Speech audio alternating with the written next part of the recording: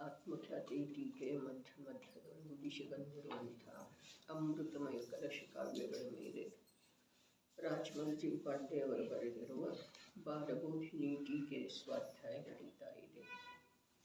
ಬಂಧ ಅಧಿಕಾರದ 12ನೇ ಮೊದಲ ಕಲಶಿದೆ.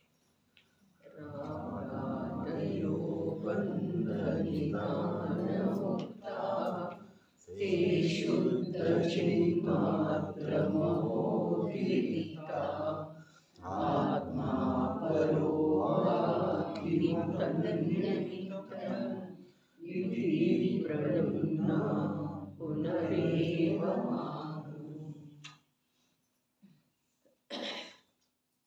ಶುದ್ಧ ವಸ್ತು ಸ್ವರೂಪದ ನಿರೂಪಣೆ ಮಾಡಲಾಯಿತು. ಆದಾಗ್ಯೂ ಪುನಃ ಗ್ರಂಥಕರ್ತೃಗಳಾದ ಭಗವಾನ್ ಕುಂದಾಚಾರ್ಯರು ಹೇಳುತ್ತಾರೆ, ಹೇಗಿದೆ ಇತಿ ಪ್ರಣುಮ್ನಾಹ, ಅತ್ಯಂತ ನಮ್ರತೆಯಿಂದ ಪ್ರಶ್ನಿಸಿದ ಮೇಲೆ ಹೇಗಿದೆ ಪ್ರಶ್ನೆಯ ರೂಪವು? ತೇ ರಾಗಾದಯ ಬಂಧ ನಿಧಾನಂ ಉಕ್ತಃ. ಓ ಸ್ವಾಮಿ, ಅಶುದ್ಧ ಚೇತನಾರೂಪವಿರುವಂಥ ರಾಗ ದ್ವೇಷ ಮೋಹ ಇತ್ಯಾದಿ ಅಸಂಖ್ಯಾತ ಲೋಕಮಾತ್ರ ವಿಭಾವ ಪರಿಣಾಮಗಳು ಅವು ಜ್ಞಾನಾವರಣಾದಿ ಕರ್ಮಗಳ ಬಂಧದ ಕಾರಣವಿವೆ ಎಂದು ಹೇಳಿದೆ, ಆಲಿಸಿದೆ, ತಿಳಿಯಲಾಗಿದೆ, ಮನ್ನಿಸಲಾಗಿದೆ. ಹೇಗಿವೆ ಆ ಭಾವಗಳು? ಶುದ್ಧ ಚಿನ್ಮಾತ್ರ ಮಹೋತಿರಿಕ್ತ, ಶುದ್ಧ ಚೇತನ ಮಾತ್ರವಿರುವಂಥ ಯಾವ ಜ್ಯೋತಿ ಸ್ವರೂಪದ ಜೀವ ವಸ್ತುವಿದೆ ಅದರಿಂದ ಭಾಷ್ಯವಿವೆ. ಈಗ ಇಲ್ಲಿ ನನ್ನದು ಎಂದರೆ ಪಂಡಿತ್ ರಾಜಮಲ್ಲರದು ಒಂದು ಪ್ರಶ್ನೆ ಇದೆ. ತನ್ನಿಮಿತ್ತಂ ಆತ್ಮ ವಾ ಪರಃ. ಆ ರಾಗ ದ್ವೇಷ ಮೋಹರೂಪ ಅಶುದ್ಧ ಪರಿಣಾಮಗಳ ಕಾರಣವು ಯಾವುದಿದೆ?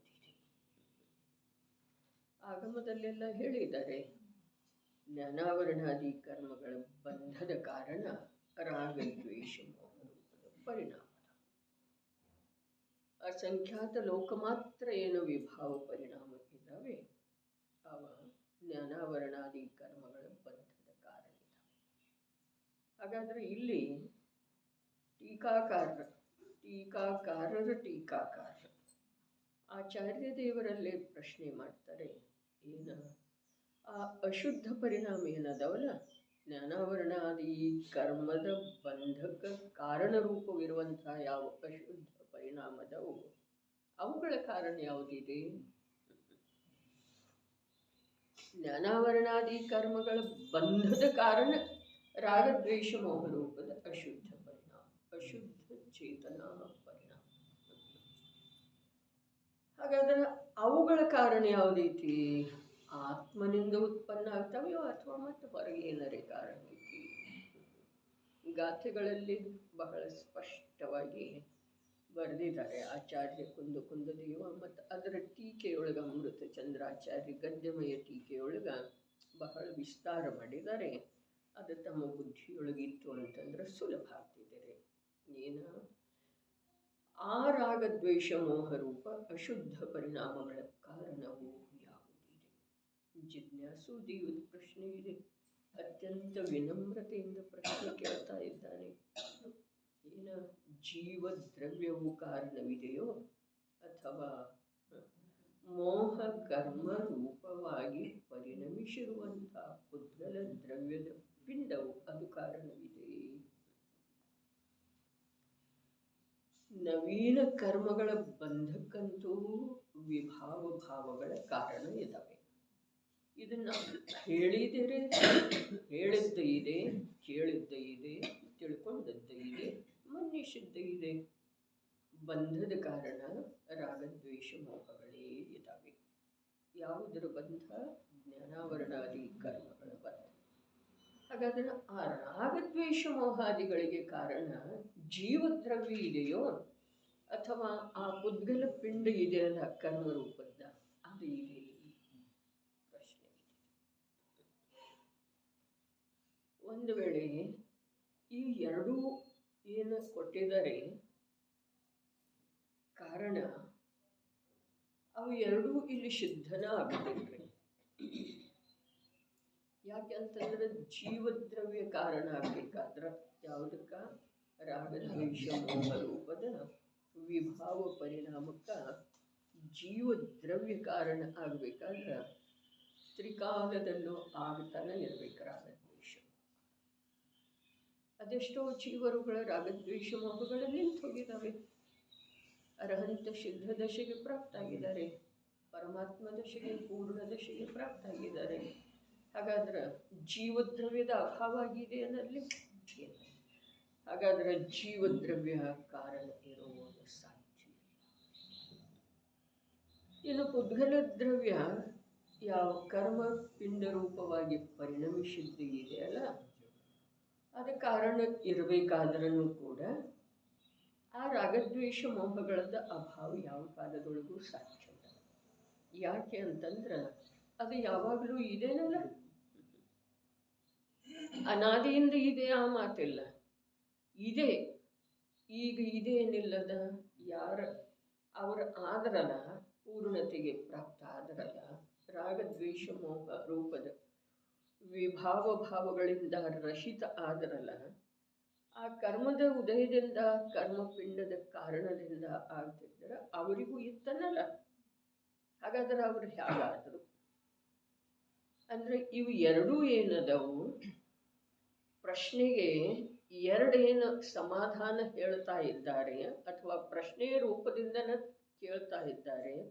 ಅವು ಎರಡರೊಳಗೆ ಯಾವುದೂ ಏನಿಲ್ಲ, ರಾಗದ್ವೇಷ ಮೋಹ ರೂಪ ವಿಭಾವ ಪರಿಣಾಮದ ಕಾರಣ ಇಲ್ಲ, ಜೀವದ್ರವ್ಯನೂ ಇಲ್ಲ, ಉದ್ಗಲ ಪಿಂಡ ರೂಪ ಕರ್ಮನೂ ಇಲ್ಲ. ವಿಚಿತ್ರ ಮಾತು ಇದೆ ಅಲ್ಲ. ಇದು ಎರಡು ಬಿಟ್ಟು ಮತ್ತೇನಿದೆ ರೀ ಸಂಸಾರಕ್ಕೆ ಕಾರಣ? ಸ್ವಯಂ ಜೀವದ್ರವ್ಯ ರಾಗದ್ವೇಷ ಮೋಹರೂಪ ಆಗ್ತಾ ಇದ್ದಾನೆ, ಅದರಲ್ಲಿ ಉದ್ಗಲ ಪಿಂಡ ರೂಪದ ಕರ್ಮ ನಿಮಿತ್ತ ಇದೆ. ಹಾಗಾದ್ರೆ ಇವು ಎರಡು ಬಿಟ್ಟು ಸಂಸಾರದ ಕಾರಣ, ಬಂಧದ ಕಾರಣ ಯಾವುದಿದೆ? ಪರಿಣಮಿಸುವಂಥ ನೈಮಿತ್ತಿಕ ರೂಪದಿಂದ ಜೀವದನು, ನಿಮಿತ್ತ ರೂಪದಿಂದ ಕರ್ಮ ಇದೆ. ಹಾಗಾದ್ರೆ ಎರಡೂ ಸಿದ್ಧ ಆಗುವುದಿಲ್ಲ ನಾವು ಇಲ್ಲಿಯವರೆಗೆ ಆಗಮದ ಅಭ್ಯಾಸ ಮಾಡಿರುವ ಪ್ರಕಾರ. ಕೇಳಿದ್ದು ಇದೆ ಅಂತ ಹೇಳಿದಾರಲ್ಲ, ಕೇಳಿದ್ದು ಇದೆ, ಹೇಳಿದ್ದು ಇದೆ, ಕೇಳಿದ್ದು ಇದೆ, ತಿಳ್ಕೊಂಡಿದ್ದು ಇದೆ, ಮನ್ನಿಸಿದ್ದು ಇದೆ. ಏನ ಯಾವುದು ಕೇಳಿದ್ದು ಇದೆ? ಜ್ಞಾನಾವರಣಾದಿ ಕರ್ಮಗಳ ಬಂಧಕ ಕಾರಣ ರಾಗದ್ವೇಷ ಮೋಹ ರೂಪದ ವಿಭಾವ ಪರಿಣಾಮಗಳಿದ್ದಾವೆ. ಹಾಗಾದ್ರೆ ಪ್ರಶ್ನೆ ಉತ್ಪನ್ನ ಆಗ್ತಿದೆ, ಅದರ ಕಾರಣ ಯಾವುದು ಇದೆ? ಅವುಗಳ ಕಾರಣ ಯಾವುದಿದೆ? ಯಾವುಗಳದ್ದ ರಾಗದ್ವೇಷ ಮೋಹ ರೂಪ ಪರಿಣಾಮದ ಕಾರಣ ಯಾವುದಿದೆ? ಬರೀ ಯಾವುದಿದೆ ಅಂತ ಹೇಳಿಲ್ಲ, ಅದಕ್ಕೆ ಎರಡು ಕಾರಣನೂ ಕೊಟ್ಟಿದ್ದಾರೆ. ಸ್ವಯಂ ಜೀವದ್ರವ್ಯ ರಾಗದ್ವೇಷ ಮೋಹ ರೂಪ ಆಗ್ತಾ ಇದೆ ಅಂದಮೇಲೆ ಅದೇ ಕಾರಣ ಇದೆಯಾ? ಹಾಗಾದ್ರೆ ಪುದ್ಗಲ ಕರ್ಮ ಪಿಂಡದ ಉದಯ ಏನಿದೆ ಅದರ ಕಾರಣದಿಂದ ಆಗ್ತಾ ಇದೆ ಅಂತಂದ್ರ ಅದು ಯಾವಾಗಲೂ ಇರೋದನ್ನ. ಎರಡೂ ಯಾವಾಗಲೂ ಇರುವಂಥವ್ರೆ, ಅದರ ರಾಗದ್ವೇಷ ಮೋಹಗಳ ಮಾತ್ರ ಯಾವಾಗಲೂ ಇಲ್ಲ ಅನ್ನೋದ ಅನಂತ ಜೀವರುಗಳ ಮೂಲಕ ಸಿದ್ಧ ಮಾಡಿದ್ದೆ ಇದೆ. ಅದರದ ನಮಗೂ ವಿಶ್ವಾಸ ಇದೆ. ಇಲ್ಲೇ 4 ಶಬ್ದ ಅದವಲ್ಲ, ಈ ವಿಷಯಕ್ಕೆ ಸಂಬಂಧಿಸಿದ ಹಾಗೆ ಕೂಡ ಹೇಳಿದ್ದಿದೆ. ಸಿದ್ಧರಲ್ಲಿ ಸರ್ವಥಾ ರಾಗದ್ವೇಷ ಮೋಹ ಇಲ್ಲ. ಹೇಳಿದ್ದೇ ಇದೆ, ಕೇಳಿದ್ದಿದೆ, ಅದನ್ನು ತಿಳ್ಕೊಂಡದ್ದಿದೆ, ಅದನ್ನು ನಾವು ಶ್ರದ್ಧೆ ಮಾಡಿದೆವು. ಹಾಗಾದ್ರೆ ಅವರಲ್ಲಿ ರಾಗದ್ವೇಷ ಮೋಹಗಳ ಅಭಾವಕ್ಕೆ ಕಾರಣ ಯಾವುದಾಯಿತು? ರಾಗದ್ವೇಷ ಮೋಹಗಳ ಉತ್ಪತ್ತಿಗೆ ಕಾರಣ ಯಾವುದಿದೆ? ರಾಗದ್ವೇಷ ಮೋಹಗಳ ಜ್ಞಾನಾವರಣಾದಿ ಕರ್ಮಗಳ ಬಂಧಕ ಕಾರಣ ಇದಾವೆ. ನಾವು ಇದನ್ನು ಒಪ್ಪುತ್ತೇವೆ, ಇದನ್ನು ಆಗಮದಲ್ಲಿ ಕೇಳಿದ್ದೇವೆ, ಹೇಳಿದ್ದಾರೆ, ತಿಳ್ಕೊಂಡಿದ್ದೇವೆ, ಶ್ರದ್ಧೆನೂ ಮಾಡಿದ್ದೇವೆ. ಏನಿದೆ ಕಲ್ಯಾಣಾರ್ಥಿ ಜೀವದ ಜಿಜ್ಞಾಸೆ ಎಲ್ಲಿಯವರೆಗೆ ಹೋಗ್ತಾ ಇದೆ? ನಿಷೇಧ ಹೇಳಿದರೆ ಎಷ್ಟು ಸತ್ಯ ಇದವೋ ಅಸತ್ಯದವೋ ಅವು ಎಲ್ಲನೂ ನಿಷೇಧ ಹೇಳಿದರು. ಯಾವ ವ್ಯವಹಾರ? ಹಾಗಾದ್ರೆ ಅಲ್ಲೇ ಉತ್ತರ ಬಂದಿದೆ ಏನಿಲ್ರಿ? ಉತ್ತರ ಬಂದಿದೆಯಲ್ಲ. ರಾಗದ್ವೇಷ ಮೋಹಗಳ ಅಭಾವ ಅಥವಾ ಉತ್ಪತ್ತಿಗೆ ಕಾರಣ ಯಾವುದಾ ಅನ್ನೋದು ತಿಳಿದ ನಂತರ ಇಲ್ಲಿ ಮತ್ತೆ ಪುನಃ ಪ್ರಶ್ನೆ ಮಾಡೋದು ಅವಶ್ಯಕತೆ ಏನಿತ್ತು?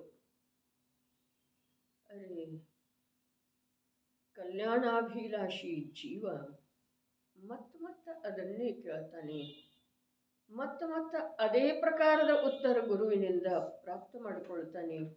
ಇದರಿಂದ ಅವನ ಅನಾದಿ ಕಾಲದ ಯಾವ ಪರದ ಮೇಲೆ ಆರೋಪ ಮಾಡುವ ಒಂದು ರೂಢಿ ಇತ್ತಲ್ಲ, ಆ ಸಂಸ್ಕಾರವನ್ನು ಅಳಸಿ ಹಾಕೋದಿದೆ.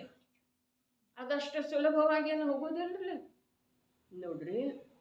ಯಾವ ಸಲ್ಲೇಖನ ತಗೊಂಡಿರುವಂಥ ಕ್ಷಪಕ ಮುನಿ ಇರ್ತಾನೆ, ಬಹಳಷ್ಟು ಅವನಿಗೆ ಮುನಿ ಜೀವನದ ಅಭ್ಯಾಸ ಇದೆ ರೀ. ಮುನಿ ಜೀವನದ ನಿನ್ನೆ ದೀಕ್ಷಾ ತಗೊಂಡಿದ್ದಾನೆ ಮತ್ತು ಇವತ್ತು ಸಲ್ಲೇಖನ ತಗೊಂಡಿದ್ದಾನೆ, ಹೀಗೇನು ಮಾತಿಲ್ಲ. ಬಹಳಷ್ಟು ಇದೆ ಮುನಿ ಜೀವನದ ಅಭ್ಯಾಸ. ಮತ್ತು ಮುನಿ ಆಗಬೇಕಾದ್ರೂ ಯೋಗ್ಯ ರೀತಿಯಿಂದ ಆಗಿಲ್ಲನ್ರಿ. ಸಮ್ಯಕ್ತ್ವ ಸಹಿತ 3 ಕಷಾಯ ಚೌಕಡಿಗಳ ಅಭಾವಪೂರ್ವಕ ಮುನಿಯಾಗಿದ್ದಾನ್ರಿ. ಪರಮ ವೈರಾಗ್ಯ ಭಾವದಿಂದ ಮುನಿಯಾಗಿದ್ದಾನೆ.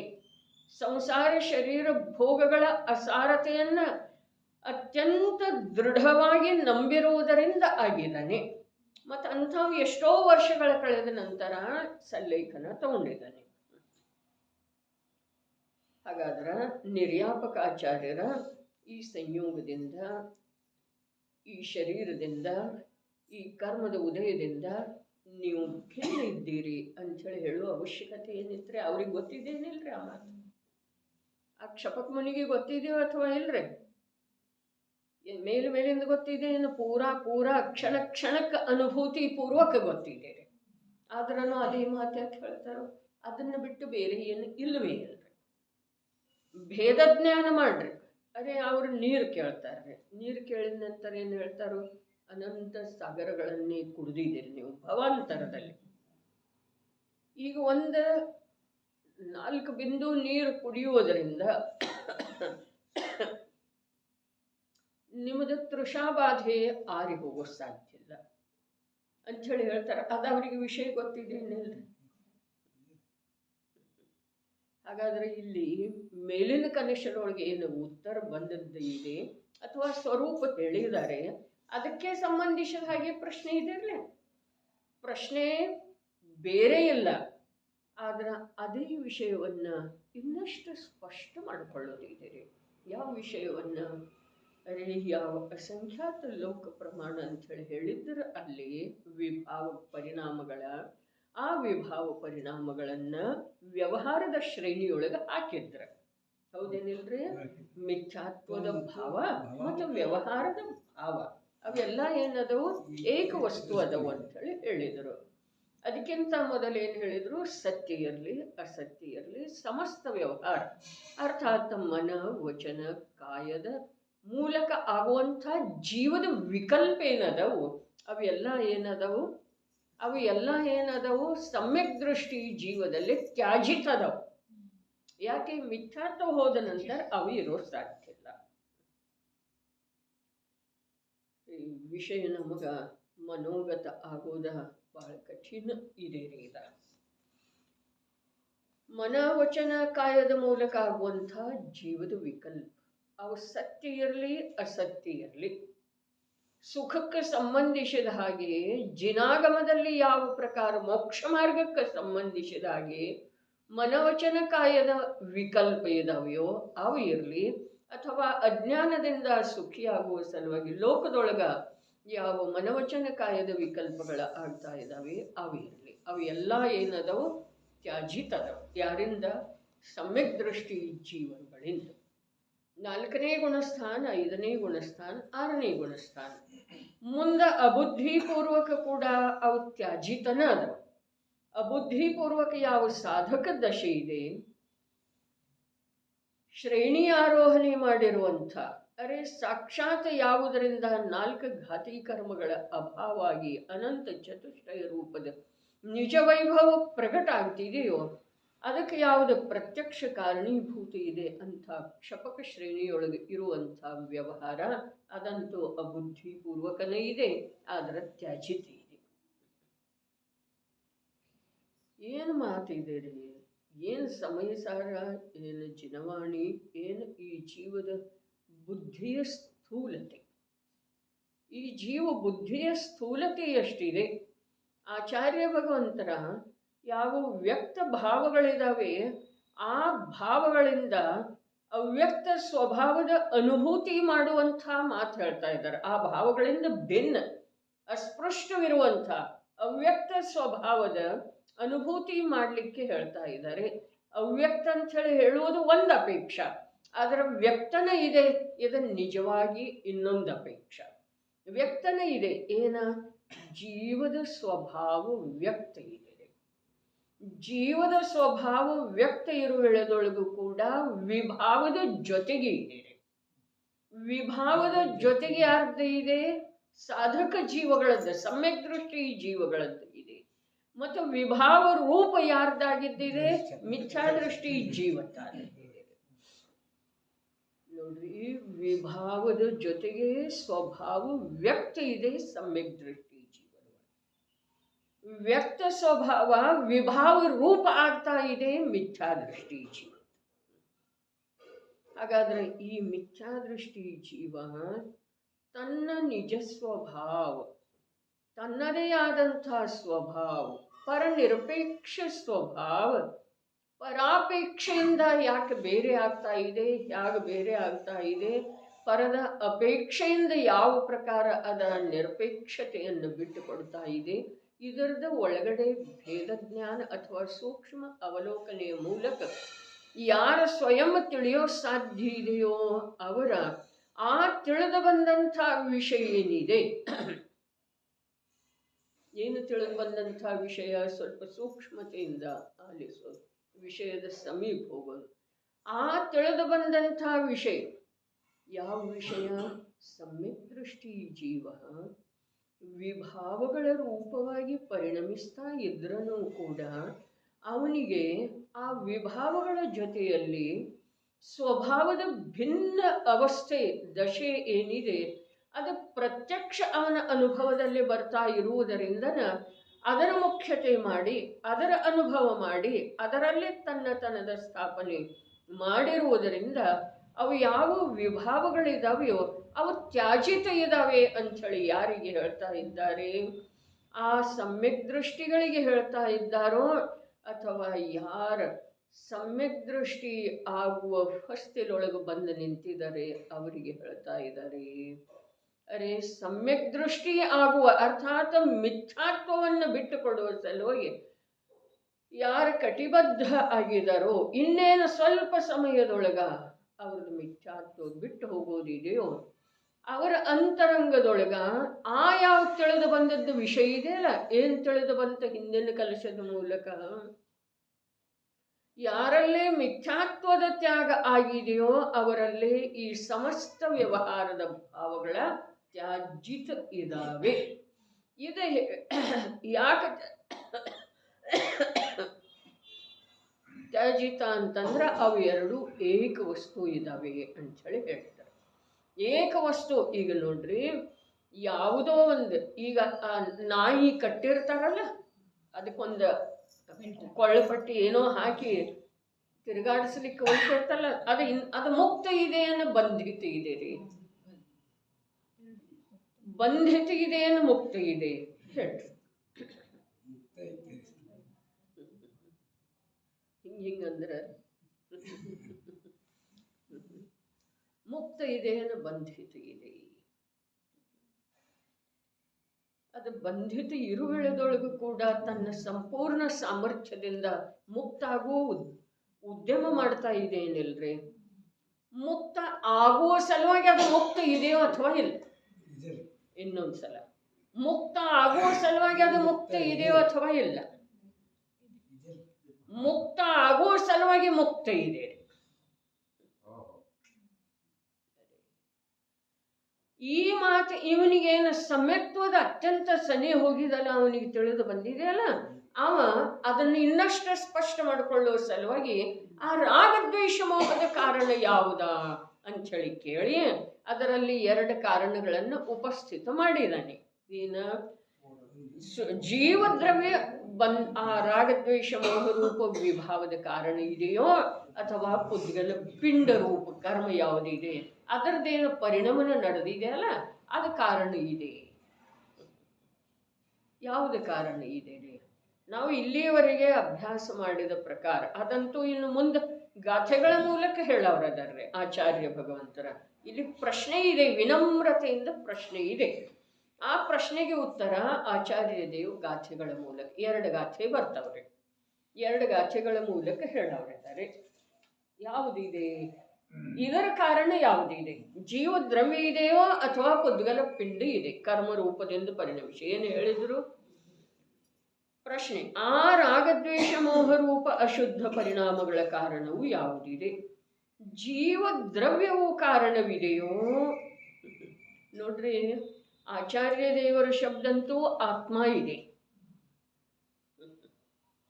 ಬ್ರಾಕೆಟ್ ಒಳಗೇನಿದೆ ರೀ ಸಂಸ್ಕೃತ ಶಬ್ದ ಆತ್ಮ ಇದೆ. ಮತ್ತು ಅದರ ಅರ್ಥ ಟೀಕಾಕಾರರು ಏನು ಮಾಡಿದಾರೆ? ಜೀವ ದ್ರವ್ಯ ಅಂತ ಮಾಡಿದಾರೆ. ಎರಡೂ ಒಂದೇ ಅದಾವೆ, ಬೇರೆ ಬೇರೆ ಅದಾವ್ರೆ. ಒಂದೇ ಇದ್ರೂ ಬೇರೆ ಬೇರೆ. ಈಗ ಹೇಳುತ್ತಲ್ಲ, ಮುಕ್ತ ಆಗುವ ಸಲುವಾಗಿ ಮುಕ್ತನೇ ಇದೆ, ಅದ ಬಂಧನದೊಳಗಿದೆ, ಅವ ಎಳೀತಾ ಇದ್ದಾನೆ. ಅದು ಯಾವ ಕಡೆ ಹೋಗ್ಬೇಕಂತ ಇದೆ ಅದರ ಕಡೆ ಅದು ಹೋಗ್ತಾ ಇಲ್ಲ. ಆ ಪ್ರಕಾರ ಬಂಧನದೊಳಗಿದ್ರೂ ಕೂಡ ಅದು ಏನಿದೆ, ಮುಕ್ತ ಆಗುವ ಸಲುವಾಗಿ ಮುಕ್ತ ಇದೆ. ಸರಿ, ಅದೇ ಪ್ರಕಾರ ಇಲ್ಲಿ ಆತ್ಮ ಮತ್ತು ಜೀವದ್ರವ್ಯ ರಾಗದ್ವೇಷ ಮೋಹಕ ತಾನ ಕಾರಣದನೇನ ಅಂಥೇಳಿ ಆಚಾರ್ಯ ದೇವರು ಹೇಳಿದ್ದಾರೆ. ತಾನ ಕಾರಣದನೇನ? ಇದು ಪ್ರಶ್ನೆಯೊಳಗೂ ಬಂದದ್ದೆ. ತಾನೇ ಕಾರಣದನೇನು? ಆತ್ಮ ಕಾರಣದನೇನು?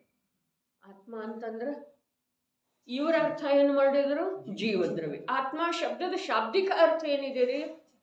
ಏಕಾರ್ಥವಾಚಿ ಇರಲಿ ಆತ್ಮ ಮತ್ತು ಜೀವದ್ರವ್ಯ. ಆದ್ರೆ ಶಾಬ್ದಿಕ ಆತ್ಮ ಶಬ್ದದ ಶಾಬ್ದಿಕ ಅರ್ಥ ಏನಿದೆ ರೀ? ತಾನು, ಸ್ವಯಂ. ಹೌದೇನಿಲ್ರಿ? ಅವನೇ, ಅವನು, ತಾನು, ಸ್ವಯಂ, ಹೀಗೆಲ್ಲ ಅರ್ಥ ಆಗ್ತಿದೆ. ಹಾಗಾದ್ರೆ ಆ ರಾಗದ್ವೇಷ ಮೋಹರೂಪ ವಿಭಾವ ಪರಿಣಾಮಕ್ಕೆ ತಾನ ಕಾರಣದನೇನ ಅಂತ ಆಚಾರ್ಯ ದೇವರ ಪ್ರಶ್ನೆ. ಇವರು ಅದರದ ಅರ್ಥ ಏನು ಮಾಡ್ರು? ಅರ್ಥ ಜಟಿಲ ಮಾಡ್ರೆ ಸ್ಪಷ್ಟ ಮಾಡ್ರು? ಟೀಕಾಕಾರಂದ ಮೇಲೆ ಸ್ಪಷ್ಟ ಮಾಡ್ಲಿಕ್ಕೆ ಬೇಕಲ್ಲ, ಸ್ಪಷ್ಟನ ಮಾಡಿದಾರ್ರಿ. ತಾನ ಅಂತೇಳಿ ಕೇಳಿದ್ರ ಆಚಾರ್ಯರ ಶಬ್ದ ತಾನ. ಅದರ ಕಾರಣ ತಾನೇ ಇದ್ದಾನೋ ಅಥವಾ ಕರ್ಮ ಇದೆ, ಅನ್ಯ ಇದೆ ರೀ, ಪರ ಇದೆ ಅನ್ನೋದಿದೆ, ಅನ್ಯ. ಅಲ್ಲಿ ಕರ್ಮ ಅನ್ನೋದು ಇಲ್ವೇ ಇಲ್ರಿ ಆಚಾರ್ಯ ಭಗವಂತರಲ್ಲಿ. ಏನ್ ನಡೀತಿದೆ ಕಾನನದೊಳಗರೆ? ಅಲ್ಲಿ ಸಿಂಹ ಗರ್ಜನೆ ಮಾಡ್ತಾ ಇದೆ, ಆನೆ ಗೀಳಿಡ್ತಾ ಇದೆ, ಕೇಳಿ ಬರ್ತಾ ಇದೆ. ಇವರು ಬರಿತಾ ಇದ್ದಾರೆ ಟೀಕಾ. ಜ್ಞಾನಾವರಣಾದಿ ಕರ್ಮಗಳ ಬಂಧಕ್ಕೆ ಯಾವುದೇ ಕಾರಣ ಇದೆಯೋ ರಾಗದ್ವೇಷ ಮೋಹ ರೂಪದ ವಿಭಾವ, ಅದರ ಕಾರಣ ತಾನಾದನೋ ಅಥವಾ ಪರ ಇದೆ. ಆಚಾರ್ಯರ ಶಬ್ದ ಮೊದಲು ನೋಡೋಣ. ತಾನಾದನೋ ಅಥವಾ ಪರ ಇದೆ. ಇಲ್ಲಿ ತಾನೇ ಅನ್ನೋದಕ್ಕೆ ಅರ್ಥ ಇವರು ಜೀವದ್ರವ್ಯ ಅಂತ ಹೇಳಿ ಮಾಡಿದ್ದಾರೆ. ನಿಜವಾಗಿ ತಾನೇ ಅನ್ನೋದು ಸುಲಭ ಇತ್ತಲ್ಲ. ಯಾಕೆಂದ್ರೆ ಜೀವದ್ರವ್ಯ, ಪುದ್ಗಲ ದ್ರವ್ಯ, ಕರ್ಮದ್ರವ್ಯ ಇದು ಯಾವುದ್ರದ್ದು ಅಭ್ಯಾಸ ಮಾಡುಲ್ದವ್ರಿಗೆ ಅದು ಸುಲಭ ಇತ್ತೇನಿಲ್ರಿ? ತಾನಾದನೋ ಅಥವಾ ಪರ ಇದೆ. ನಾವು ಅಭ್ಯಾಸ ಮಾಡಿದ್ರ ಹಿಂದೊಂದು ಕಾಲದೊಳಗ ಪ್ರಕಾಂಡ ವಿದ್ವಾಂಸ ಶಾಸ್ತ್ರಿ कुंद कुंद ने तो बहुत सुगम से धर्म बताया, अमृत चंद्र ने सब गड़बड़ कर दिया. ಹಾಗಾದ್ರೆ ಇಲ್ಲಿ ನಮಗ ಅದೇ ಶಾಸ್ತ್ರಿ ಅಥವಾ ವಿದ್ವಾಂಸನ ಧ್ವನಿಯೊಳಗ ಧ್ವನಿಗೂಡಿಸ್ಬೇಕಂತ ಹೇಳಿ ಇದೇನಿಲ್ರಿ ನಮ್ಮ ಬುದ್ಧಿಯೊಳಗ. ಈಗ ಕೇಳ್ರಲ್ಲ, ಸಹಜ ಆ ಮೋಹ ರಾಗದ್ವೇಷ ಮೋಹಕ್ಕೆ ಕಾರಣ ತಾನ ಅದನ್ನೇ ಪರ ಇದೆ. ಎಷ್ಟು ಸುಲಭ ಇದೆ ರೀ? ಇದೇನಿಲ್ಲ. ಅದನ್ನ ಇವ್ರು ಕಠಿಣ ಮಾಡ್ರ. ಜೀವ ದ್ರವ್ಯ ಇದೆಯೋ ಅಥವಾ ಮೋಹ ಕರ್ಮ ರೂಪವಾಗಿ ಪರಿಣಮಿಸಿರುವಂತಹ ಪುದ್ಗಲ ದ್ರವ್ಯದ ಪಿಂಡ ಇದೆ. ಇವೆಲ್ಲ ಶಬ್ದಗಳದ್ದ ಅರ್ಥ ಗೊತ್ತಾಗಬೇಕಾದ್ರೆ ಅಧ್ಯಯನ ಮಾಡಬೇಕಲ್ಲ. ಜೀವದ್ರವ್ಯ. ಯಾವುದನ್ನು ಜೀವದ್ರವ್ಯವೆಂದು ಹೇಳುತ್ತಾರೆ, ಯಾವುದನ್ನು ಪುದ್ಗಲ ದ್ರವ್ಯವೆಂದು ಹೇಳುತ್ತಾರೆ. ಪುದ್ಗಲ ಅಂದ್ರೆ ಏನ, ಜೀವ ಅಂದ್ರೆ ಏನ, ದ್ರವ್ಯ ಅಂದ್ರೆ ಏನ, ಪಿಂಡ ಅಂದ್ರೆ ಏನ, ಸ್ಕಂದ ಅಂದ್ರೆ ಏನ, ಮೋಹ ಅಂದ್ರೆ ಏನ, ಎಷ್ಟು ಶಬ್ದ ಬಂದು ಅದೆಲ್ಲದಕ್ಕೂ ಏನು ಬೇಕರ್ಲೆ. ಆಚಾರ್ಯರಂತೂ ಸುಲಭ ಹೇಳಿದ್ರು, ಆ ರಾಗದ್ವೇಷ ಮೋಹ ರೂಪದ ವಿಭಾವ ಪರಿಣಾಮಕ್ಕೆ ತಾನ ಕಾರಣದನೋ ಅಥವಾ ಪರ ಕಾರಣ ಇದೆ.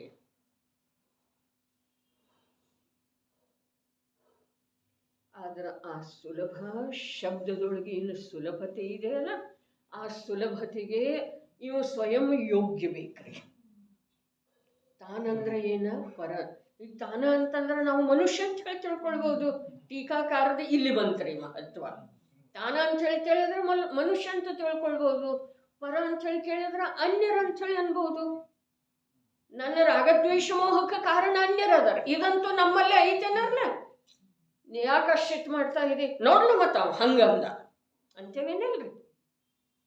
ಆ ಸಣ್ಣ ಮಗು ಕೂಡ ಈಗ ಮುಖ ತಿರುತ್ತಿದೆ, ಯಾಕೆ ಬಾಯಲ್ಲಿ ಮಮ್ಮಿ ಹಾಗಂತಾಳೆ ಅಂತಿದ್ದಾರೆ. ಅದು ಹೌದು ಅಥವಾ ಇಲ್ಲ?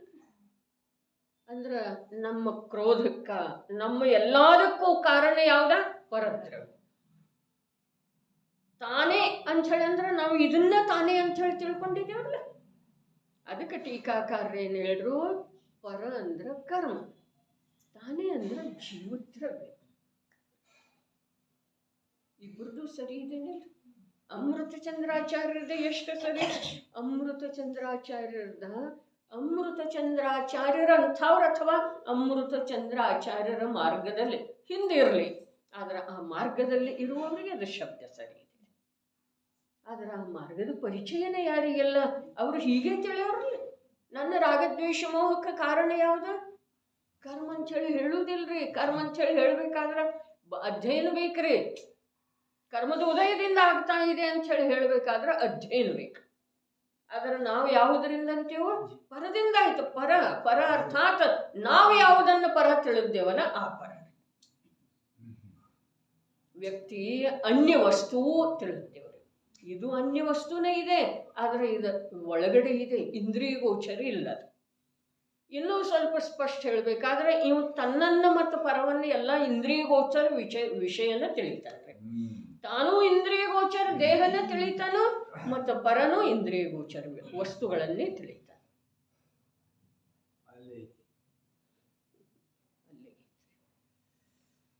ಇವನಲ್ಲಿ ಸ್ಥೂಲ ಅಂಥೇಳಿ ಹೇಳಿತು. ಜ್ಞಾನಿಗಳು ಹೇಳುವಂಥ ವಿಷಯ ತಿಳಿಯಬೇಕಾದ್ರೆ ನಮ್ಮ ಬುದ್ಧಿಯೊಳಗೆ ಎಷ್ಟು ಸ್ಥೂಲತೆ ಇದೆ ಯಾಕೆ ತಿಳಿಯೋದ. ರಾಗದ್ವೇಷ ಮೋಹ ರೂಪ ಪರಿಣಾಮದ ಕಾರಣ ತಾನ ಅದನೋ ಅಥವಾ ಪರ ಇದೆ. ಆಚಾರ್ಯ ದೇವರು ಹೇಳಿದ್ದನ್ನ ಈ ಶಬ್ದದ ಅರ್ಥ ನಾವು ತಾನ ಅಂದ್ರ ಈ ರೂಪದ ನಾನೇ, ಮತ್ತ ಪರ ಅಂತಂದ್ರ ಇದೇ ರೂಪ ಯಾವುದು ಕಾಣಿಸ್ತಿದೆಯಲ್ಲ ಅದ ಅಂತೇಳಿ ತಿಳಿತೇವೆ. ಆದ್ರೆ ಇಲ್ಲಿ ತಾನೇ ಅಂದ್ರ ಜೀವದ್ರವ್ಯ ಅಂತೇಳಿ ಹೇಳಿದ್ದಾರೆ. ಪರ ಅಂದ್ರ ಮೋಹ ರೂಪದಿಂದ ಪರಿಣಮಿಸಿದ ಪುದ್ಗಲ ಕರ್ಮ ಪಿಂಡ ಅಂತ ಹೇಳಿ ಹೇಳ್ತಾರೆ. ಅಲ್ಲಿದ್ದೀರಿ ನಿಮಿತ್ತ ನೈಮಿತ್ತಿಕ ಸಂಬಂಧ. ಅದಕ್ಕೆ ಪ್ರಾರಂಭ ಹೇಳ್ತಲ್ಲ, ಜೀವದ್ರವ್ಯ ಸ್ವಯಂ ರಾಗದ್ವೇಷ ಮೋಹ ರೂಪವಾಗಿ ಪರಿಣಮಿಸ್ತಾ ಇದೆ. ರಾಗದ್ವೇಷ ಮೋಹ ಯಾರಲ್ಲೇ ಅದಾವು? ಜೀವದಲ್ಲೇನ ಅದಾವಲ್ಲ. ಪರ್ಯಾಯ ಇರಲಿ, ಜೀವದಲ್ಲೇನ ಅದಾವಲ್ಲ. ರಾಗದ್ವೇಷ ಮೋಹ ರೂಪವಾಗಿ ಇದೇನು ಪರಿಣಾಮ ಮಾಡುವುದಿಲ್ಲ. ಇದನ್ನು ಒಂದು ವೇಳೆ ನಾವು ಶಿಟ್ಟಿನಿಂದ ಉಲ್ಟಾ ಇಟ್ರ, ಆ ಕಡೆ ಮುಖ ಮಾಡಿಟ್ರ, ಅಲ್ಲಿಟ್ರ ಇದಕ್ಕೇನಾದ್ರು ಆಗ್ತಿದೆ ಏನ್ರಿ? ಇದನ್ನ ಆದರದಿಂದ ಎತ್ತಿಕೊಂಡ್ರೆ ಇದಕ್ಕೆ ರಾಗ ಆಗ್ತಿದೆ ಏನ್ರಿ? ಹಾಗಾದ್ರೆ ರಾಗದ್ವೇಷ ಮೋಹ ಯಾರಲ್ಲೇ ಇದಾವೆ? ಜೀವದಲ್ಲೇ. ಹಾಗಾದ್ರೆ ಜೀವ ತಾನಾಗೇನ ರಾಗದ್ವೇಷ ಮೋಹ ರೂಪ ಆಗ್ತಾನೋ? ರೂಪಿ ಜೀವ. ಇನ್ನು ಜೀವ ದ್ರವ್ಯ ಅಂತ ಹೇಳಿ ಅಂದ್ರೆ ಜ್ಞಾನ ದರ್ಶನ ಸ್ವಭಾವಿ ಇರುವಂತ ಅರೂಪಿ ತತ್ವ, ಅನಂತ ಗುಣ, ಪ್ರತಿ ಸಮಯದ ಪರ್ಯಾಯ ರೂಪದಿಂದ ಪರಿಣಮಿಸುವಂಥ ಇಷ್ಟೆಲ್ಲ ಬಂತ್ರಿ ಅದರಲ್ಲಿ. ಹಾಗಾದ್ರೆ ಈ ಟೀಕಾ ಏನಿದೆ, ಈ ಟೀಕಾದಲ್ಲಿ ಕೂಡ ವಿಸ್ತಾರ ಇದೆ ಅನ್ನೋ ಸಂಕೇತ ಇದೆ ರೀ. ವಾಚಕನ ಪಾತ್ರ ಎಷ್ಟಿದೆ ರೀ?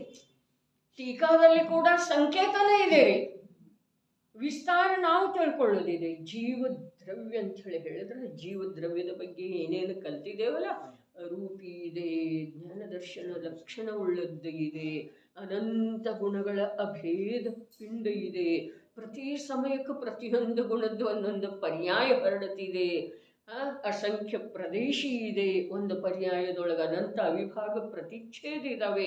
ಇದು ಎಲ್ಲವನ್ನೂ ಸೇರಿದ್ದಕ್ಕೆ ಜೀವದ್ರವ್ಯ ಅಂತಾರೆ. ಹಾಗಾದರೆ ಇಲ್ಲಿ ಜೀವದ್ರವ್ಯ ಅಂತ ಹೇಳಿ ಹೇಳಿದ ನಂತರ ದ್ರವ್ಯ ರೂಪದ ದ್ರವ್ಯ ಕಾರಣ ಇದೆಯೋ ಪರ್ಯಾಯ ರೂಪದ ದ್ರವ್ಯ ಕಾರಣ ಇದೆ, ಇಷ್ಟು ಎರಡಂತೂ ಅರ್ಥ ನಾವು ಈ ಟೀಕಾಕಾರರ ಶಬ್ದದಿಂದ ಕೂಡ ನಾವು ಸ್ವಯಂ ವಿಸ್ತಾರವಾಗಿ ತಿಳ್ಕೊಳ್ಬೇಕಾಗ್ತದೆ. ತಿಳಿತಾ ಇದೆ ಅಂದ್ರೆ ನಾನು ಹೇಳ್ತಾ ಇರೋದ ಜೀವದ್ರವ್ಯ ಕಾರಣ ಇದೆಯೋ ಅಂತ ಹೇಳಿ ಹೇಳಿದ ನಂತರ ಯಾವ ವಾಚನ ಮಾಡಿದ ನಾವು ಹೇಳ್ತಾನೆ ದ್ರವ್ಯ ಅಂತೂ ಇಲ್ಲ, ಪರ್ಯಾಯದ ಯೋಗ್ಯತೆನ ಅದರಿಂದ ಪರ್ಯಾಯದ ಯೋಗ್ಯತೆಯಿಂದನೇ ಆಗ್ತಾ ಇದೆ. ಮುಂದೆ ಬರುವಂಥ ಪ್ರಶ್ನೆದ್ದಂತೂ ಮಾತೇ ಇಲ್ಲ. ಮೋಹರೂಪದಿಂದ ಪರಿಣಮಿಸಿದ ಪುದ್ಗಲ ಕರ್ಮ ಪಿಂಡ ಅಂತ ಹೇಳಿ ಹೇಳಿದ್ದಾರೆ, ಪುದ್ಗಲ ದ್ರವ್ಯದ ಪಿಂಡ ಅಂತ ಹೇಳಿ ಹೇಳಿದ್ದಾರೆ. ಅದಂತೂ ಭಿನ್ನ ದ್ರವ್ಯ ಇದೆ. ಯಾರು ತಿಳ್ಕೊಳ್ತಾರೆ? ಜೀವ ಪುದ್ಗಲಗಳದ್ದ ಅಧ್ಯಯನದ ಮೂಲಕ ಕ್ಷಯೋಕ್ಷಮ ಜ್ಞಾನದೊಳಗ ಯಾರಿಗೆ ಪರಿಚಯ ಆಗಿದೆಯೋ ಅವ್ರು ತಿಳ್ಕೊಳ್ತಾರೆ. ಇಲ್ಲಿ ಉತ್ತರ ಆಯ್ತೇನಿಲ್ರಿ? ಅಲ್ಲಿ ಹಿಂದಿನ ಶ್ಲೋಕದೊಳಗ ಏನು ವಿಷಯದ ಉಪಲಬ್ಧಿಯಾಗಿತ್ತು ಹೇಳಿದೆ, ಆಲಿಸಿದೆ, ತಿಳಿದುಕೊಳ್ಳಲಾಗಿದೆ, ಮನ್ನಿಸಲಾಗಿದೆ. ನೋಡ್ರಿ, ಈಗ ನಾವು ಎಲ್ಲರೇ ಹೋಗ್ತಾ ಇರ್ತೇವೆ, ಗೊತ್ತಿಲ್ಲದೆ ಇರುವಂಥ ಯಾವುದೋ ಒಂದು ನಗರಕ್ಕೆ ಅಥವಾ ಗ್ರಾಮಕ್ಕೆ ಹೋಗ್ತಾ ಇರ್ತೇವೆ.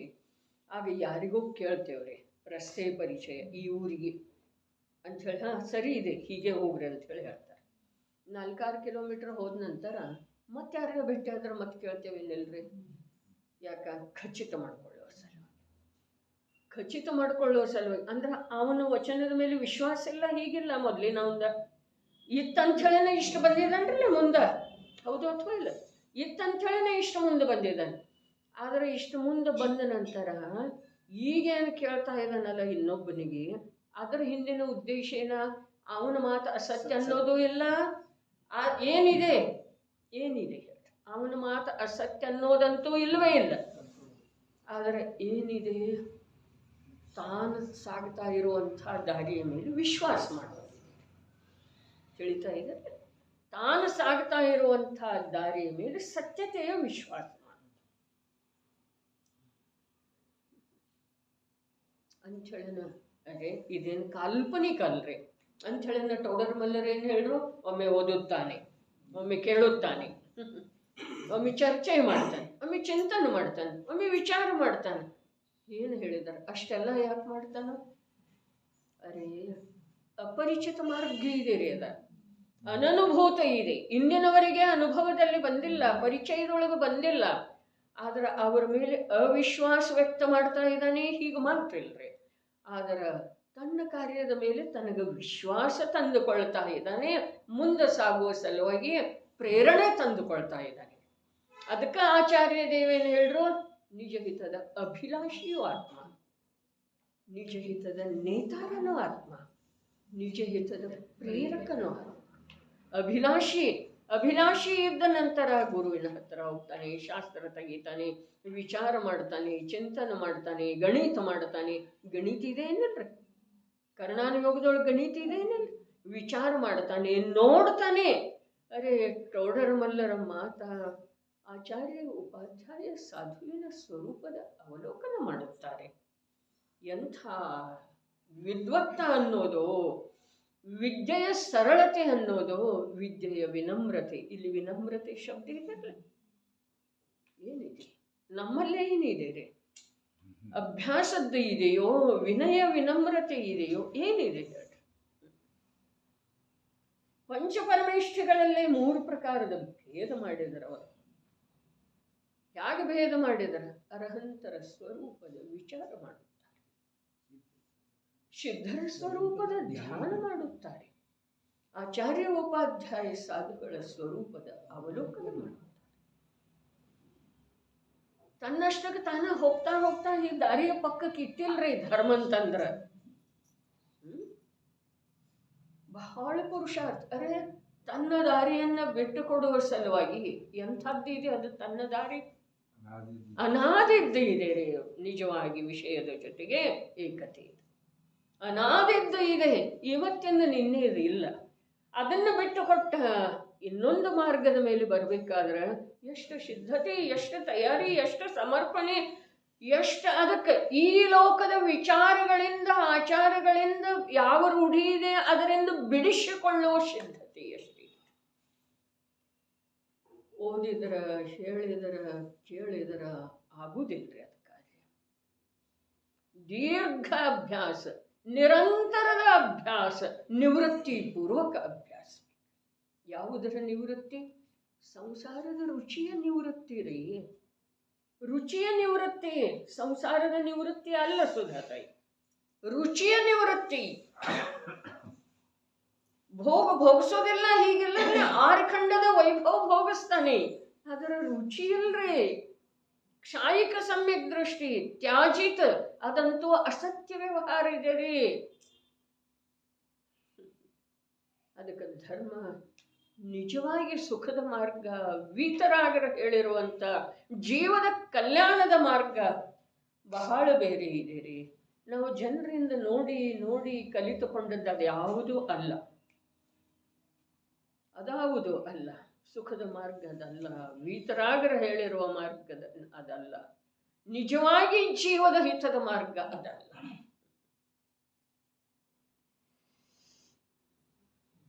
ಅಜ್ಞಾನಿ ಜನರಿಂದಲ್ಲ, ಜ್ಞಾನಿ ಜನರಿಂದ ಕೂಡ ನೋಡಿ ಅನುಕರಣೆ ಮಾಡುವುದಿರುವುದಿಲ್ಲ. ಅಂತರಂಗದ ಅನುಕರಣೆ ಇದೆ ರೀ. ವೀತರಾಗ ಮಾರ್ಗದೊಳಗೆ ಅನುಕರಣೆ ಯಾರ್ದಿದೆ? ಅವಲೋಕನ ಆಚಾರ್ಯ ಉಪಾಧ್ಯಾಯ ಸಾಧುದ್ದು ಇದೆ, ಅನುಕರಣೆ ಯಾರ್ದಿದೆ ರೀ? ಅವಲೋಕನೆ ಮತ್ತು ಅನುಕರಣ ತಿಳಿತಾ ಇದೆ ಏನ್ರಿ? ಮತ್ತೆ ಅವಲೋಕನೆ ಮಾಡೋದು ಯಾರ್ದು? ಆಚಾರ್ಯ ಉಪಾಧ್ಯಾಯ. ಅನುಕರಣೆ ಯಾವುದರದ್ದು ಮಾಡೋದು? ಅದನ್ನು ಒಪ್ಪಿಕೊಂಡಿದೆಯಲ್ಲ, ಇದರ ಅನುಕರಣೆ ಮಾಡೋದು, ಅಂತರಂಗದ ಅನುಕರಣೆ. ಬಹಳ ಅದ್ಭುತ ಮಾತಿದೆ ರೀ.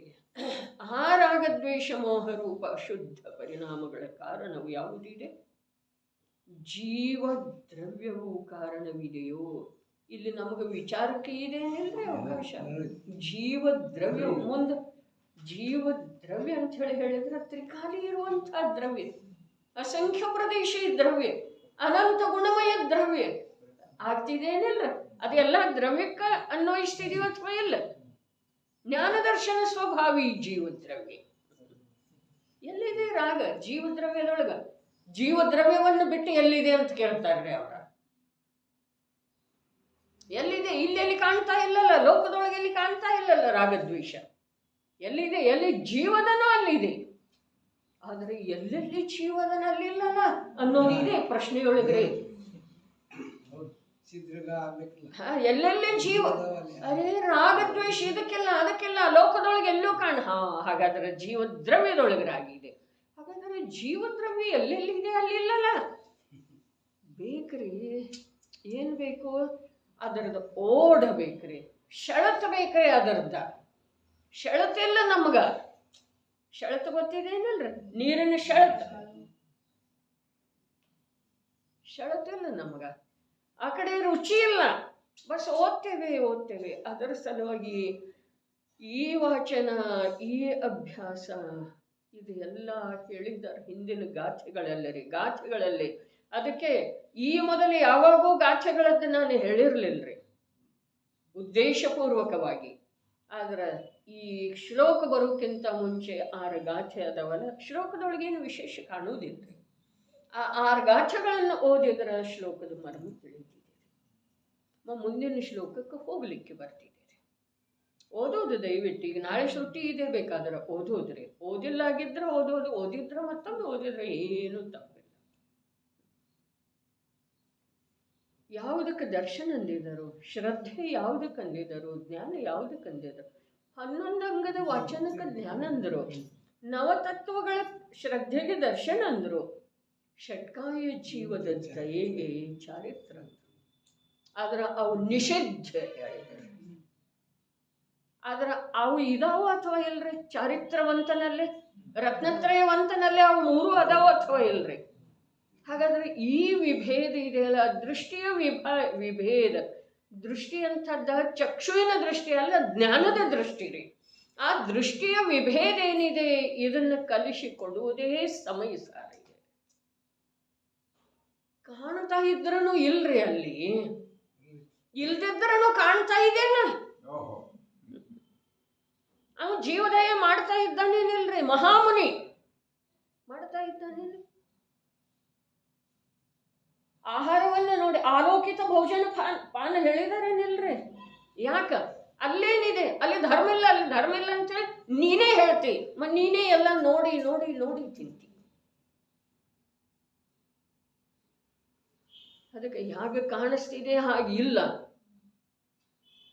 ಹೇಗೆ ಕಾಣಿಸ್ತಿದೆ ಹಾಗೆ ಇಲ್ಲ. ನಿಜವಾಗಿ ಅದು ಧರ್ಮ ಅಲ್ಲ. ಆದ್ರೆ ಆ ಧರ್ಮದ ಜೊತೆಗೆ ಹೀಗೆ ಇರೋದದು, ಹೀಗೆ ಇರೋದು ಚಾರಿತ್ರ, ಹಾಗೆ ಇರೋದು. ಚಾರಿತ್ರದ ಮೂಲನೇ ಇದೆ ಷಟ್ಕಾಯ ಜೀವದಯ. ಏನೆಲ್ಲ ಮಾಡೋದು? ನೀರು ಹಾಕಕ್ಕೆ ಸೋಸೋದ ಜೀವದಯ ಮೇಲೇನ, ಕಂದು ಮೂಲ ಹಾಕ್ತಾಗ ಮಾಡೋದ ಜೀವದಯ ಆಧಾರದಿಂದನ, ರಾತ್ರಿ ಭೋಜನ ಯಾಕೆ ಮಾಡೋದಿಲ್ಲ? ಜೀವದಯ ಆಧಾರದಿಂದನ. ಹಾಗಾದ್ರೆ ಚಾರಿತ್ರದ ನೀವು, ಚಾರಿತ್ರದ ಅಡಿಪಾಯ ಏನ? ಷಟ್ಕಾಯ ಜೀವದ ದಯ. ಆದರೆ ಚಾರಿತ್ರವಂತ ಯಾವದನ್ನು ನಿಜವಾಗಿ ಅವನಲ್ಲಿ ಷಟ್ಕಾಯ ಜೀವದ ದಯೆಯನ್ನು ಚಾರಿತ್ರ ಅಂತೇಳಿ ಅವನು ಸ್ವಪ್ನದೊಳಗೂ ಕೂಡ ತಿಳ್ಕೊಳ್ಳೋದಿಲ್ಲ. ಆದರೆ ಷಟ್ಕಾಯ ಜೀವದ ಮೇಲೆ ದಯೆ ಮಾಡದೇ ಇರುವಂಥದ್ದು ಸ್ವಪ್ನದೊಳಗೂ ಕೂಡ ಸಂಭವಿಸುವುದಿಲ್ಲ.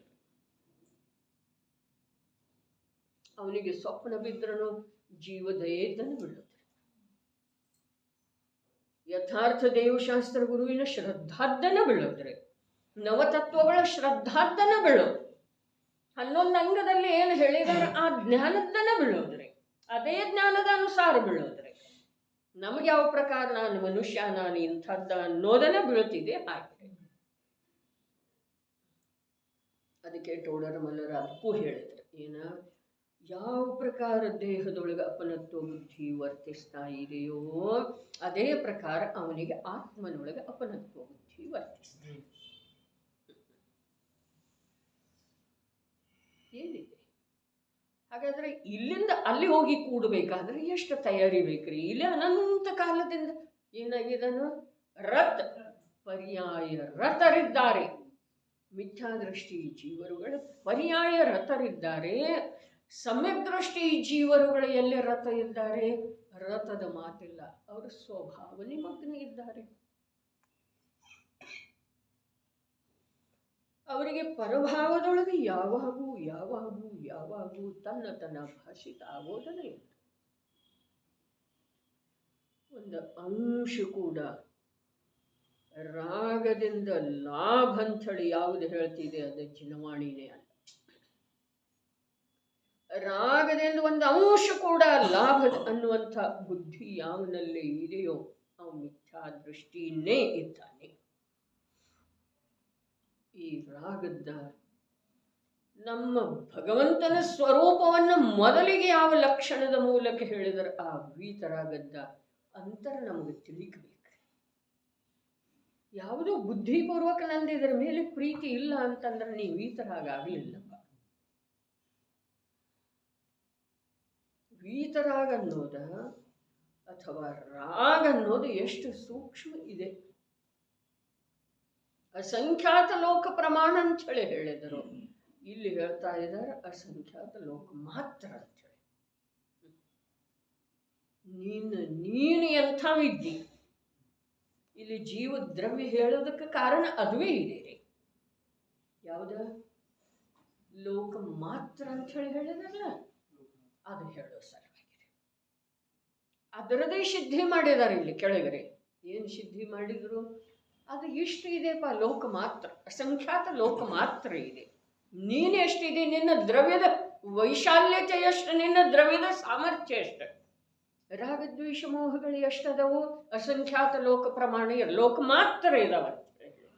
ನೀನೆಷ್ಟಿದ್ದಿ? ಜೀವದ್ರವ್ಯ ಎಷ್ಟಿದೆ? ಸರ್ವವ್ಯಾಪಿ ಇದೇನಿಲ್ರಿ. ಸರ್ವವ್ಯಾಪಿ ಶಬ್ದ ಎಲ್ಲಿ ಬಂತು?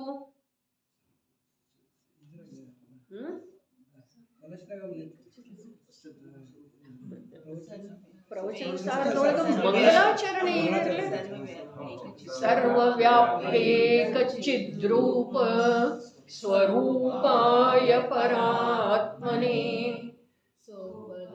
ಸ್ವ ಉಪಲಬ್ಧಿ ಪ್ರಸಿದ್ಧಾಯ ಜ್ಞಾನಾನಂದಾತ್ಮನೇ ನಮಃ. ಸ್ವೋಪಲಬ್ಧಿ ಪ್ರಸಿದ್ಧಾಯ, ಸ್ವ ಉಪಲಬ್ಧಿ, ತನ್ನ ಉಪಲಬ್ಧಿಯಿಂದ ಅವನು ಪ್ರಸಿದ್ಧ ಆಗ್ತಾನೆ ಲೋಕದೊಳಗೆ. ನೀನು ಹೇಳಿದ್ರಲ್ಲ, ಗುರುಜಿ ಹೇಳಿದಾರ, ನಮ್ದು ಊಟ ನಾವು ಕಟ್ಕೊಂಡು ಹೋಗೋದ ಮತ್ತು ಧರ್ಮದ ಪ್ರಚಾರ ಮಾಡೋದ. ಧರ್ಮದ ಪ್ರಚಾರ ಮಾಡೋದಂತ ಹೇಳಿಲ್ಲ ಅವ್ರ ಅಂತ ಹೇಳಿ. ಪ್ರಚಾರ ಮಾಡುವ ಮಾತು ಅವರ ಬಾಯಿಂದ ಎಂದೂ ಜೀವನದೊಳಗೆ ಬಂದಿಲ್ಲ.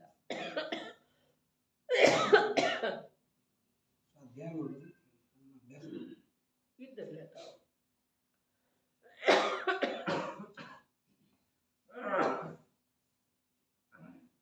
ಯಾವುದರ ಅರ್ಥ ಯಾರ್ಯಾರು ಯಾವ್ಯಾವ ಪ್ರಕಾರ ಮಾಡ್ಕೊಳ್ತಾರ, ಅದನ್ನ ಯಾವ್ಯಾವ ಸನ್ನಿವೇಶದೊಳಗೆ ಯಾವ್ಯಾವ ರೀತಿ ಉಪಯೋಗ ಮಾಡ್ಕೊಳ್ತಾರೆ.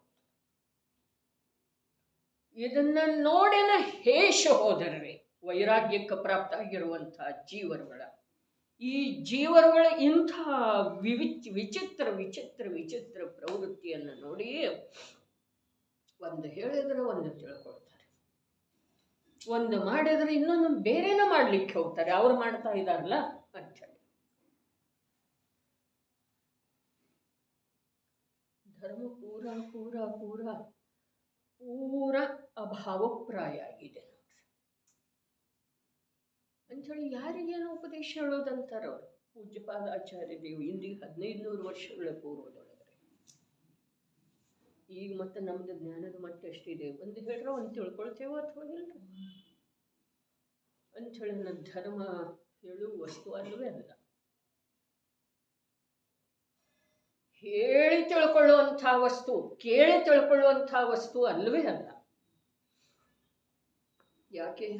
ಅಲ್ಲಿ ಶಬ್ದನೂ ಇಲ್ಲ, ಅಲ್ಲಿ ಶಬ್ದಕ್ಕೆ ಸಂಬಂಧಿಸಿದ ಯಾವ ವಿಕಲ್ಪನೂ ಇಲ್ಲ ಆ ಧರ್ಮಿಯಲ್ಲೇ. ಪ್ರಚಾರ ಮಾಡೋದು ಯಾವಾಗೂ ಇರಲಿಲ್ಲ. ಯಾವಾಗೂ ಜೀವನದೊಳಗೆ ಹಿಂದೆ ಹೋಗಿ ನೋಡ್ರಿ, ಯಾರು ಎಷ್ಟು ಅವರದ ಸಂಯೋಗದೊಳಗೆ ಬಂದಿದ್ದೀರಿ ಅಷ್ಟು ತಿಳ್ಕೊಳ್ಳಿ.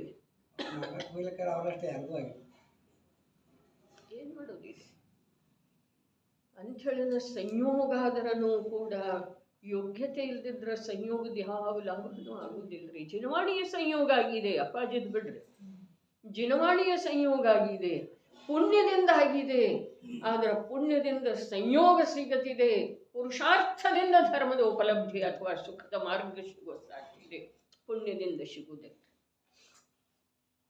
ಸ್ವಂತದ್ದು ಬೇಕಾದರಲ್ಲಿ ಏನು ತ್ಯಾಗ ಮಾಡಿದೆವು, ಯಾವ ರೀತಿ ಗ್ರಹಣ ಮಾಡಿದೆವು, ಒಂದಿಷ್ಟು ಒಳಗೆ ನೋಡ್ಬೇಕಾಗೋದ್ರಿ.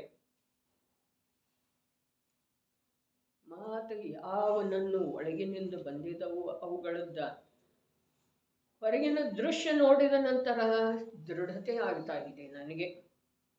60 ವರ್ಷ ಕಳೆದ ನಂತರ ನಿವೃತ್ತಿ ತಗೊಳ್ಳಿಲ್ಲ ಅಂತಂದ್ರೆ ನಿಯಮದಿಂದ ಅದು ಬೆಳೀತಾ ಹೋಗ್ತಿದೆ, ಅದು ಅಪರಿಮಿತ ಆಗ್ತಿದೆ, ಅದು ಅನಂತ ಸಂಸಾರಕ್ಕೆ ಪ್ರಬಲ ಕಾರಣ ಆಗ್ತಿದೆ.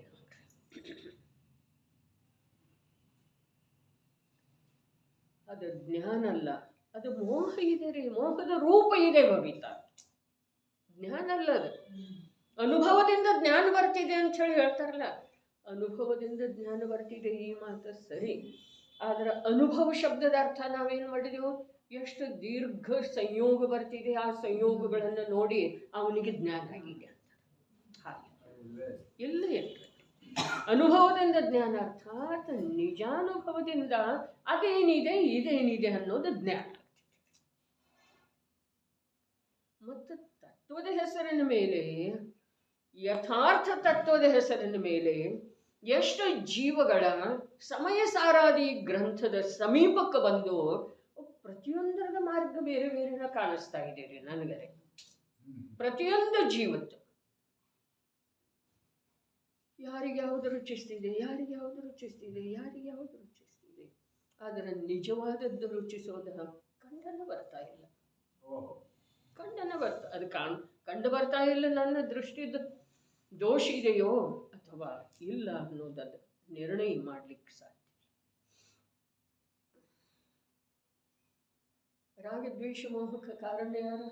ಜೀವದ್ರವ್ಯವೋ ಅಥವಾ ಮೋಹ ರೂಪದಿಂದ ಪರಿಣಮಿಸಿದ ದ್ರವ್ಯ ಕರ್ಮ ಉದ್ಗಲ ಪಿಂಡ ಅಂಥೇಳಿ ಏನು ಟೀಕಾಕಾರರು ಹೇಳಿದ್ರು, ಅದರ ಮೇಲೆ ಎಷ್ಟು ಆಳವಾಗಿ ವಿಚಾರ ಮಾಡುವುದು. ತಾನೋ ಅಥವಾ ಪರ ಅಂಥೇಳಿ ಆಚಾರ್ಯ ದೇವರು ಹೇಳಿದರು. ಅವರ ಅಪೇಕ್ಷಾದಿಂದ ಅದರ ಸತ್ಯ ಇದೆ ಅಲ್ಲ. ಯಾವುದು ಪರ, ಯಾವ ಪರ ಇದೆ? ಕಾರಣ ಮೋಹರಾಗದ್ವೇಷಕ್ಕೆ ಕಾರಣ ಪರ ಯಾವುದಿದೆ? ಎಲ್ಲಿದೆ ರೀ ಪರ? ನಾನು ಮೋಹರಾಗದ್ವೇಷ ರೂಪದಿಂದ ಪರಿಣಮಿಸಿದ ಮೇಲೆ ಪರದ್ರವ್ಯವನ್ನು ನಿಮಿತ್ತ ಅನ್ನೋದಿದೆ ರೀ. ಅದನ್ನ ಈಗ ಬಂಧಾಧಿಕಾರ ಮೋಕ್ಷಾಧಿಕಾರ ಆದ ನಂತರ ಸರ್ವ ವಿಶುದ್ಧ ಜ್ಞಾನಾಧಿಕಾರದೊಳಗೆ ಹೇಳಿದ್ದಾರೆ. ಏನ್ ಹೇಳಿದ್ದಾರೆ?